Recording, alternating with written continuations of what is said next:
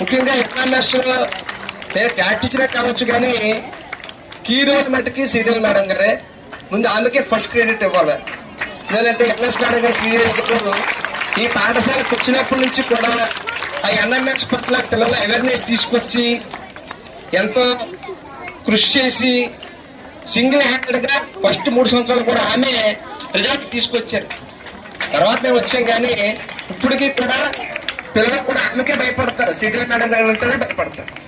So ఆమెకి ముందుగా ఈ క్రెడిట్ అంతా కూడా ముందు ఆమెకే తర్వాత ఆమె సోదరి తెలుగు మాధవి గారు, తెలుగు టీచర్ అయినా రీజనింగ్ కానీ మెంటల్ ఎబిలిటీ కానీ ఎనాలజీ కానీ ఎందులో అయినా సరే పోటీ పరీక్షకు కావలసినటువంటి తర్ఫీదు ఇవ్వడంలో ఆమె సిద్ధమస్తున్నారు.